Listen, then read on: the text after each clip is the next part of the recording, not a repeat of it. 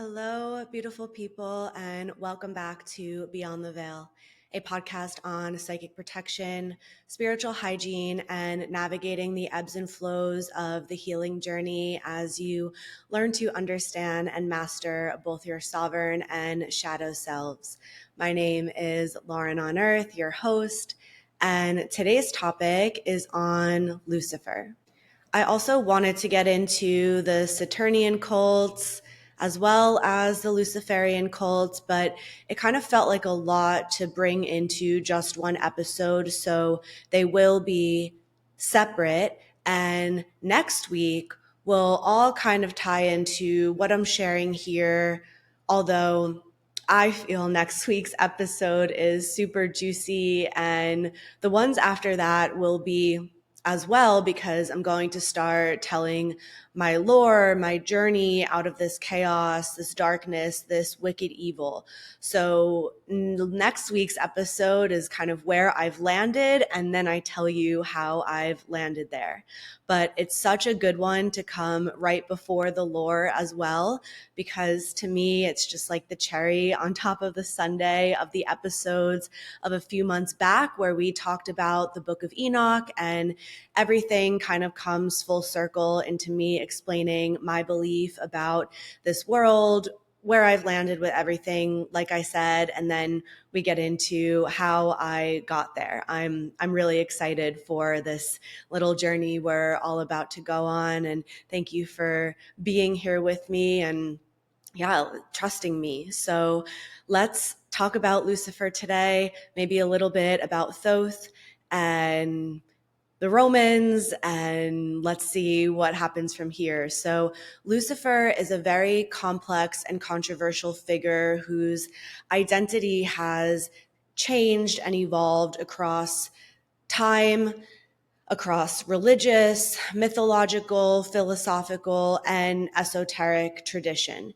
The name Lucifer means light bringer or morning star. And in Roman mythology, they saw Lucifer as Venus, as a celestial entity. I think you guys know this. I don't personally trust the Romans because of who they've proven themselves to be over and over again, which are tyrants. They are the Nephilim reincarnate, the fallen angelics reincarnate. And let's actually, now that I just mentioned it, talk about the Romans for a moment, right? Their empire was built on conquest, taxation, crucifixion, and the suppression of spiritual sovereignty. That what they did to Jesus was what they had done to countless others, right? Erase any trace of freedom, light, or resistance that dared to rise outside of their system. Jesus challenged them, and he challenged the political machinery of Rome by empowering the poor, the outcast, the forgotten, with the idea that divinity lived within, right? And because of that, they killed him. It was a public, ritualized execution, right? Ritualized domination and humiliation. The Romans were tyrants in that they ruled through fear, violence, and spectacle. This is literally our history, our actual history books, right? And just like it reminds me of the rise of allopathic medicine, this prime example of how any form of healing practice that was systematically dismantled and replaced with a model rooted in profit, control, and artificial authority. Before allopathic medicine, most doctors and healers worked with herbs, plants, many of which were rooted in indigenous wisdom. But this began to change with the influence of industrialists, but specifically here we're talking about the Rockefellers, John D. Rockefeller, who was in the oil industry and understood that petroleum-based chemistry could be used to create these synthetic versions of the natural compounds found in the medicinal plants that they were using. So he saw this opportunity for to monetize and control. And he funded these massive campaigns to discredit natural healing systems, to brand them as quackery, while simultaneously pumping money into the establishment of allopathic medical schools, right? The rise of these new schools that taught more of a pharmaceutical based curriculum. And then this also shaped medical education to favor drug based, symptom suppressing approaches. So any institution that taught homeopathy, herbalism, or alternative healing lost funding, credibility, legitimacy, and doctors who resisted the new models were blacklisted, shut down, or worse, if you catch my drift. So what Rockefeller and many others did to medicine mirrors what Rome did to Jesus, and the entities behind the Romans and the Rockefellers, it's all the same, right? Or really what the archons do to the soul. They take what is organic, sacred, and liberating, and they distort it into a system of control. And you see, we time and time again have tried to overthrow this parasitic energy, but we have maybe come close, but ultimately failed, right? They have always been stronger, always retaliated. And this is why it's so true when they say the real change starts within, because they are inside of us. And the more we try to rebuild, they will continue to retaliate and try to take it down, because we still carry these distorted codes. We have to remove this entanglement, and then they will just naturally become less and less and less powerful until they become nothing. And so also understand the mind of Rockefeller is to not only have that idea, okay, fine, he has the idea, realizes he can make a lot of money, but to not have a conscience at any point in this process, to not think, yeah, this is very manipulative and wrong, to put so much force, effort, money, time into making these shifts happen, killing millions of people because of it, because like how many truly die of malpractice every year, right? You have to be, and like there is an extreme darkness behind his soul, a type of darkness that I feel like a lot of people just don't fully register and understand, right? And there's almost like a veil. And he's one of many that are even now today actually being worshipped by millions of people, because they don't see that what lives in Rockefeller lives in the others, in the world and realm of the elites, Hollywood, and politics. So I think you guys know my view that Christianity is a distorted remembrance of the real teachings of Christ, and not all to be trusted, but there is some truth to it, and we have to kind of decipher what is, right? So in Christian tradition, Lucifer was also seen as and connected to Satan. And over time, Christian theology kind of fuse Lucifer and Satan together, kind of framing Lucifer as this archetype of pride, rebellion, and ultimate separation from God. The story is that Lucifer tried to basically elevate himself above all other angels, including God, quote unquote, making himself the most high. We've heard that phrase before in celebrity worship. But in Christian theology, this act of defiance marks the origin of sin, right? This cosmic rebellion that leads to Lucifer's downfall and transformation into Satan, leading to his expulsion along with a third of the angels who became demons. And now he's seen as this adversary, the deceiver, the tempter, the spiritual enemy of God and humanity. So in this view, Lucifer is not the bringer of light, but a corrupter of it. So the Romans say he's a celestial being like Venus, like the Divine Mother, even though we'll get into the next episode more on the planets and who they really are. But then Christian tradition says he's the polarity of Satan, the fallen angel who rebelled against God and was cast down from heaven. And outside of religion, Lucifer has been reimagined in so many different ways, especially in Gnostic and Hermetic schools. And we're going to get to this next episode, so let me break this down a little bit more just to kind of paint the scene. Gnosticism comes from the Greek word gnosis, meaning knowledge. And this is a collection of teachings that said salvation comes through esoteric and experiential knowledge of divine truth, right? They basically believe that the material world was inherently flawed or corrupt, attributing its creation to a lesser, ignorant deity known as the Demiurge or Yahweh, this false god that traps human souls in physicality. And they believe that humans carry this divine spark within them. They are a fragment of the true God or source, which has been obscured by the illusions and deceptions of the material realm. And this is what I see as well. There is a false creator God who has convinced all of us that it is the source. And in reality, it's a distorted creation.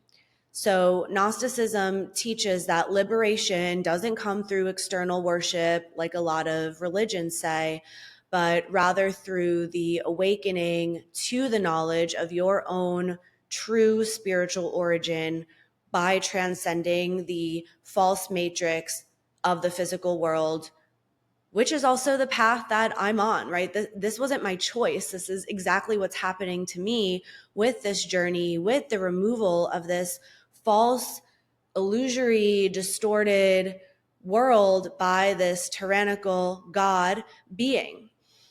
So yeah, this is my truth because I'm living the experience, right? And I understand what they're saying here. Gnosticism says that liberation comes through esoteric and experiential knowledge of divine truth.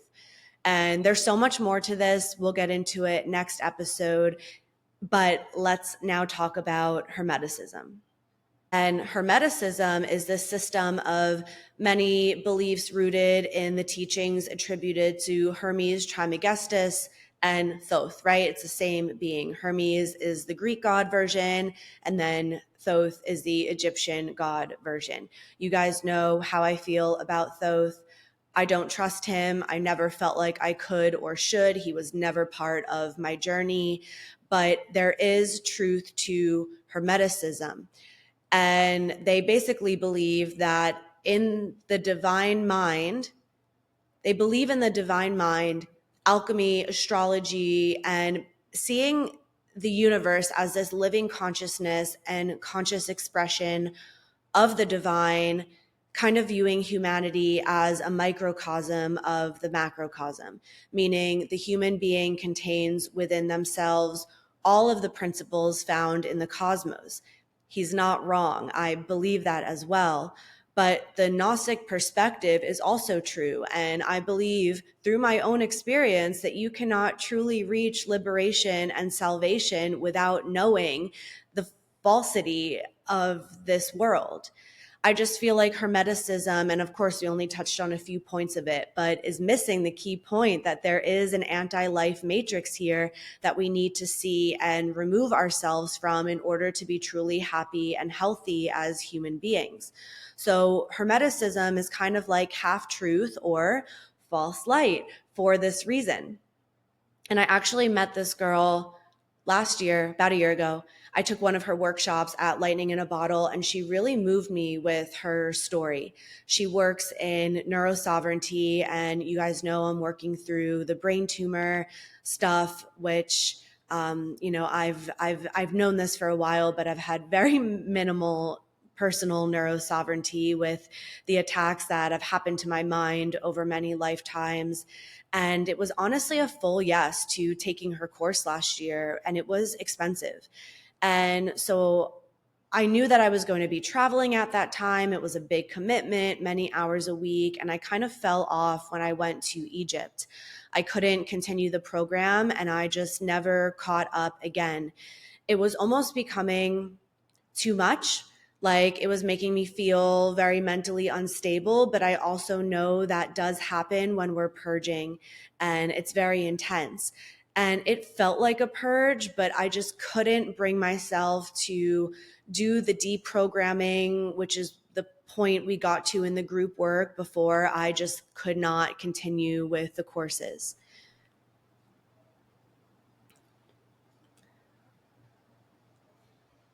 So I reached back out to her in February of this year because I knew she told me I could, always replay the recordings. And I asked if I could do that. And she offered to let me join the next round, which was just in a few weeks. And I did.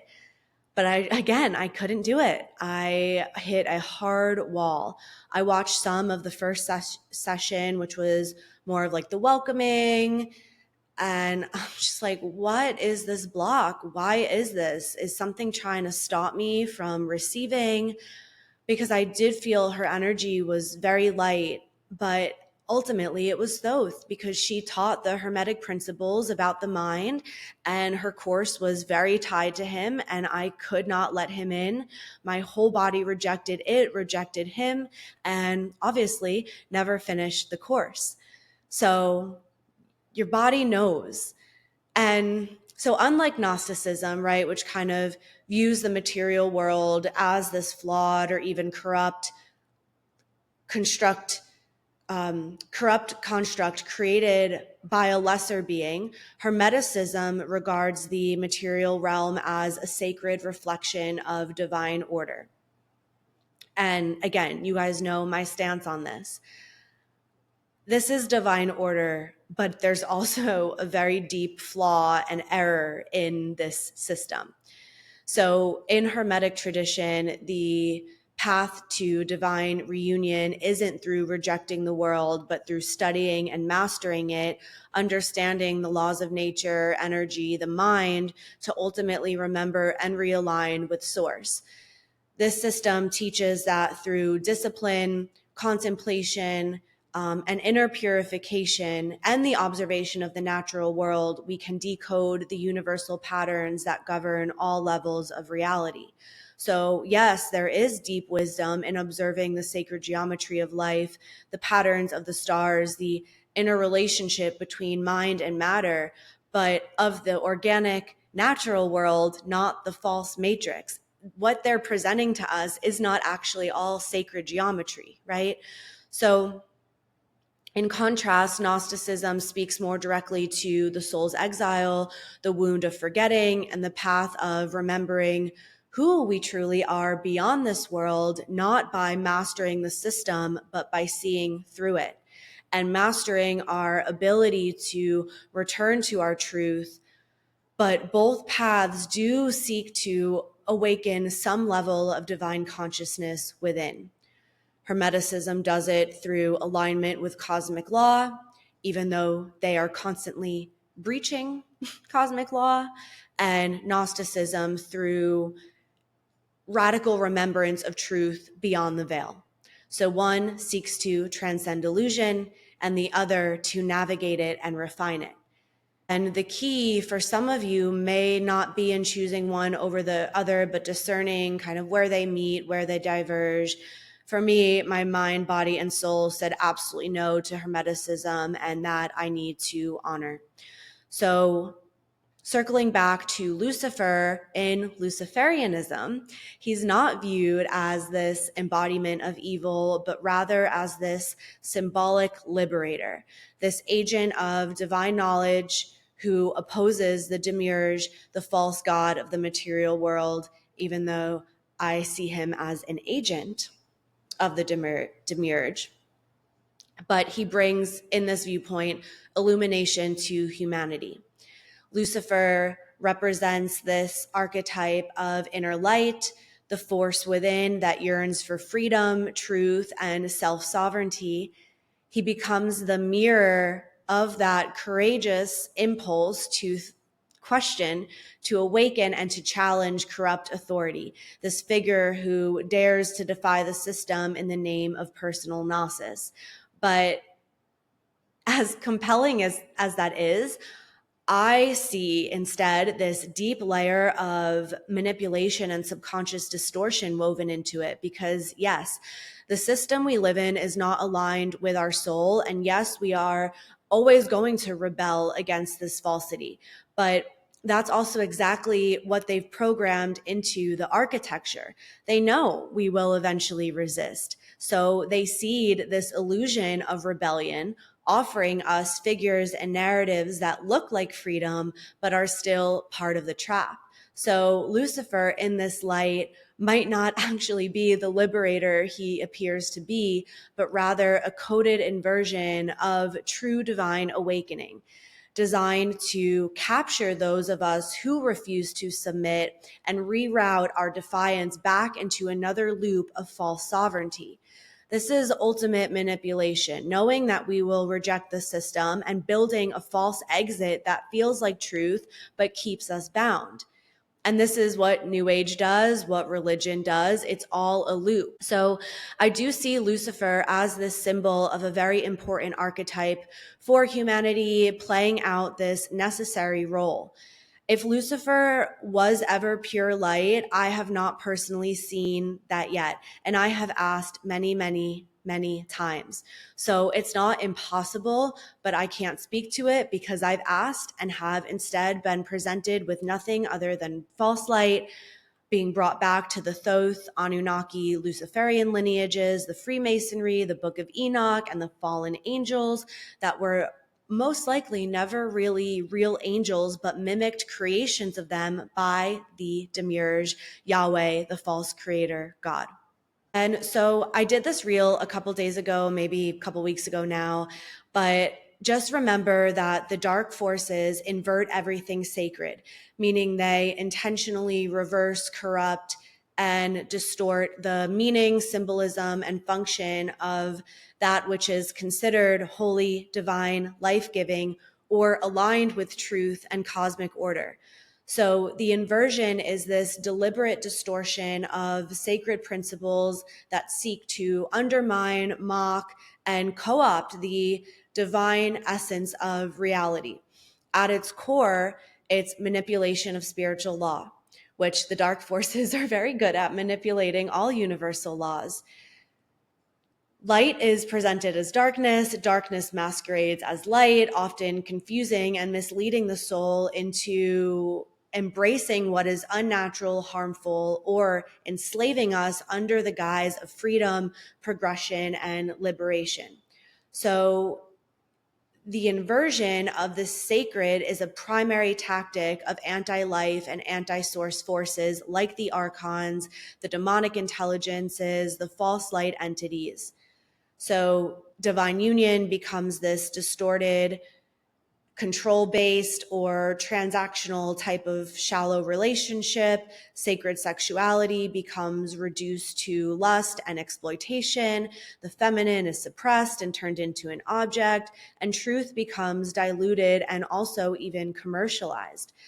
And in ritual magic and dark occult practices, they hold these rituals and ceremonies that reverse the truth using sacred geometry in destructive ways, erecting these monuments that mock divinity. Symbols that once guided consciousness toward God or wholeness are used in reverse context to enslave or fragment. Inversion also operates psychologically and socially as well.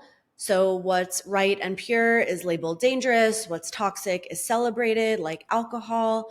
Moral clarity replaced with engineered confusion. I talk a lot about engineered confusion in this upcoming mental mastery course, but it's also what I witnessed happening at Coachella, if you call it last week's episode, right? So with the inversion, the truth tellers are vilified, deceivers are elevated, beauty is mocked, nature is overridden by technology. And when you think about beauty being mocked, I think immediately about plastic surgery and how we're changing our faces and this more artificial idea of beauty. Like I see that as a mocking of organic, natural beauty, this really, really, really deep psychological manipulation. where religion becomes a business, medicine harms rather than heals, education indoctrinates rather than liberates. And the purpose of all of this is not just rebellion, it's energetic reversal of creation itself. It's the hijacking of these divine templates and the copy of sacredness that leaves us disoriented, severed from source, and a lot easier to manipulate. So they invert the sacred, and they do that not just simply to oppose or question it. It's basically this entire repackaging of distortion as divinity, making it harder to recognize truth, harder to feel God, harder to embody the natural laws that uphold life, love, coherence, and soul alignment. Those laws that they teach in Hermeticism. There's inversion. Am I making sense? Okay, so reversing this, right? It's like, okay, well, what do we do about it? Requires just radical discernment, deep inner work, and this commitment to restoring divine truth, not just in belief, but in embodiment, action, and remembrance. And it starts with you, with each person going in their own inner journey to find that truth. And that's why I always just think to myself, whenever people think that I'm not being truthful about what I'm saying, I'm just like, just wait, you eventually will get here. Like everyone is going to get here eventually, right? Because you're not going to be able to evolve and move forward and pass these spiritual initiations until you really see it. And you guys know the Mount Shasta woman, the psychic attacks, all that fun stuff that I went through. One of the messages that was clear as day, the moment I was able to see her for what she was that she is part of the Thoth Anunnaki Luciferian lineage. And together, these three forces create this lineage that appears to honor truth and illumination, but subtly diverts the soul into systems of control through occult knowledge, mystery school initiations, and so-called advanced teachings. They tell you Thoth represents divine knowledge, Lucifer represents light, and the Anunnaki are the God creators. But when you look deeper, it's a system of inversion where knowledge becomes manipulation, light becomes false light, and creation becomes control because they're not really the creators. What they have sent me, this group energetically done to me, and I know I said yes to this path, I know I'm not a victim, but some of the ugliest, I don't even have words in the English language for what they did. There's a word coming to me and it starts with an F and I'm not going to say it out loud. EDFCKED.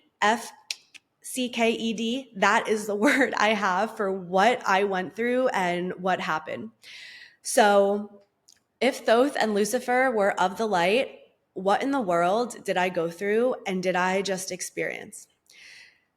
Yes, it's possible that their names were being used in vain by dark beings and it wasn't actually them. I've thought of that. I've looked deep into that, but no, that's not ultimately what happened here. That's why I just keep saying I'm a broken record. The number one path forward is clearing, moving this energy out, and everything else will become so much easier. But like I said in so many episodes before, or wherever I said it, what's the point of looking to a false being for enlightened knowledge? What can they possibly teach you that you don't already have within? This is why I just don't even give them the time of day anymore, because I'm like, I know part of your intention is to lead me astray, and I'm not even going to give you that chance or opportunity. You may give me some insightful information, but I can also get that information from Jesus, from God itself, from the Holy Family and the Sisterhood of the Rose, right? From the guides I work with that are not part of the anti-life agenda. So every single thing that you can learn from beings like Thoth, you can learn from an actual ascended, evolved being that truly cares about you, your evolution, and your heart. So back to Lucifer. The Luciferian cults, those worshiping the false gods, are also connected to branches of freemasonry and hermeticism, like we've talked about. But Freemasonry, they are these occultists, right? who have said things in the past, like Lucifer emphasizes personal transformation, ritual practice, the embodiment of divinity. He is the symbol of divine rebellion and drive toward enlightenment. And I do believe maybe these occultists felt that, or they thought they felt it, but they're also occultists. So take that with a grain of salt, right? I see this as false ascension, false enlightenment. And with the Freemasons and even the Catholic Church, they've never outright really said they are connected to these teachings, but there are signs. And so many ancient teachings also show that Lucifer's fall was not actually a fall of noble rebellion against injustice, like Luciferianism tells us, but out of pride, envy, and refusal to submit to divine authority. So there are some passages in the Bible that confirm this. And then in Kabbalistic tradition, they talk about Lucifer as like this shell or husk that imitates divine energy, but is really this hollow, disconnected parasite. Okay, so let's now get into the connections between Luciferianism, Freemasonry, and the Vatican, the Catholic Church. And we'll start with Freemasonry. It began, quote unquote, as a fraternal organization, but really reemerged in its modern form during the 17th, 18th centuries. But this lineage goes back, oh my gosh, so far to the ancient mystery schools, the occult, and it does draw from Hermeticism, from the Kabbalah, from alchemy, and other esoteric traditions. It's not a religion, but they all have to believe in the supreme architect of the universe. Who is that? The one true God? I don't think so. To me, it's not the same consciousness. But like I said earlier, there isn't really any official thing in the Masonic rites where Lucifer is worshipped, but there are accounts of talking about him. There are signs. And there was this one document in particular written by a Confederate general and high-ranking, high-degree Freemason. And in this letter, he basically refers to Lucifer as this spiritual dualism, in which Lucifer is the true God of light, while Yahweh is portrayed as the God of darkness. And this, to me, fuels claims that high-level Freemasonry harbors the hidden knowledge of the Luciferian teachings. And then the Catholic Church, which also historically positioned itself in opposition to anything resembling these other two groups. But again, I see a connection between all three. And I think it's just more loops that keep you going in all the places that are not actually the path forward. So there are these persistent theories shown within the highest levels of Vatican hierarchy, deep within the Jesuit order, the Black Robe secret councils, that there exists this Luciferian element that's tied to occult rituals, to elite mind control structures. And so these theories, okay, a little bit maybe difficult to prove, but they're there. And one example, really obvious, is the shared symbolism between the three. The all-seeing eye, sometimes linked to the Eye of Horus, the solar Luciferian symbol of illumination, the obelisks linked to ancient solar cults. So just to give a little recap, let's just kind of bring it all together. There are teachings and theories that see Lucifer as the architect of the false ascension matrix. I don't necessarily see him as the architect, but a key player in it. And we know the matrix is this synthetic spiritual system that offers visions of progress and light and evolution, but ultimately disconnects people from source and truth. There are theories of Lucifer that offers this secret knowledge, the ego inflating spiritual power, this emotional ecstasy, but comes with a price, dependency, hierarchy, and worship of external beings, and also soul fragmentation. And then the New Age deception, of course, that kind of sees him as like bypassing the deeper shadow work and shadow elements on this planet. So it's really your choice, the way you want to see and interact with Lucifer. I feel he is neither purely good nor evil, but definitely leans way more to the side of evil. But maybe he is this initiator of contrast, right? Just like I said with Thoth, where he's playing this very important role in the organized chaos and divine order of it all. And same with Lucifer, the initiator of contrast, offering the appearance of light so the soul learns how to distinguish true from false. Maybe his role is to challenge, tempt, confuse, and confront the soul so that true spiritual strength and humility and wisdom can emerge, where he acts as this filter in the cosmic structure, testing whether the soul seeks genuine truth or simply spiritual gratification, ego, power. So I feel like I've said this a million times already, but we can't bypass those Christ teachings that say Lucifer is the original deceiver. And like I said, for this reason, I'm just not interested in learning from him, connecting with him. But I do feel like there's more I need to see here. I don't also just see him as a being or fallen angel, but a frequency, and one that is quite strong on the planet and within our bodies at this time, which is not really a good thing for all of us ultimately. So it's up to each soul to learn the individual vibration. And it's up to each soul, each individual soul, to learn the vibration of organic, embodied, divine light, the kind that cannot be faked, cannot be distorted, cannot be stolen. And the light that restores, that heals, that reveals, and everything else is just a reflection.